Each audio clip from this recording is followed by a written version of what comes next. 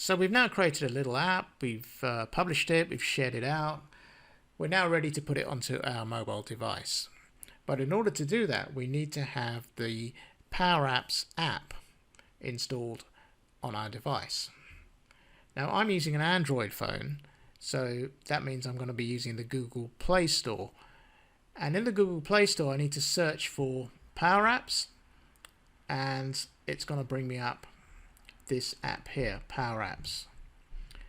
Now you need to do this on your phone. I've done it on the computer here just to show you, but you need to go to your phone and go to the Google Play Store, type in Powerapps and select the Powerapps application and get it installed onto your phone. So I've got the Powerapps app from the Google Play Store and I've installed it on my mobile phone.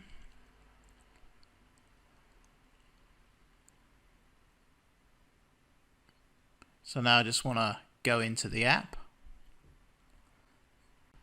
So now let's go and find our application. So here's the list of all the apps that I have. And right there we can see Excel Employees. So if we click it, the app starts loading. And there it is. There's our menu on our mobile phone. Let's go into Employees. And there's the gallery.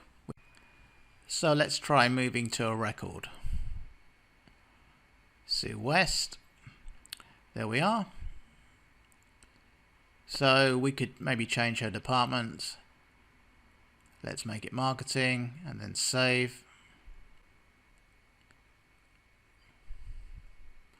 Let's go back.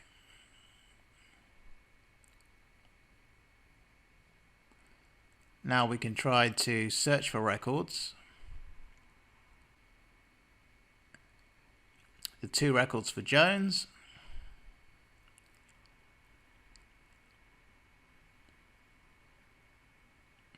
And if we remove everything, it brings everything back. We can try sorting it, ascending and descending. We can now add a record.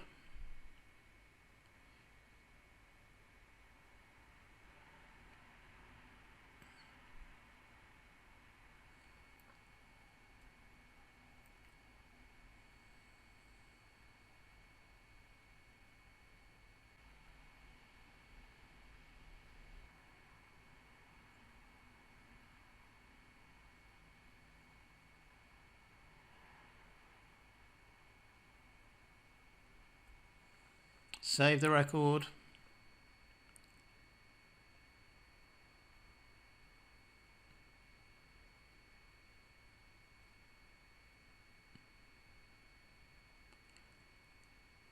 And right at the bottom, or probably actually, and we can see Kate Williams has been added to our gallery there. Let's now move to Kate Williams. There's the record. And we can also exit out of the app now as well. So if we want to check to see what happened in our back-end Excel spreadsheet, Sue West, remember I changed her department on the mobile app to be marketing, so that's there. And I added a new record, Kate Williams. Down the bottom here it's come in. So we can see we can use our mobile device, our cell phone, to add records and update records in our Excel backend spreadsheet. So that's the end of this video. In the next video, which will be the conclusion to this Powerapps Excel course, I'm going to be going over some of the things that we did in this course, like the functions that we used and some of the screens and things that we used in building this app. And if you want to watch the other parts of this Powerapps Excel tutorial, you'll find all the links just below this video in the description. If you like this video, please click the button to like it, or why not subscribe to my channel. Or you can even download my free Powerapps for Newbies book at www.powerappsfornewbies.com.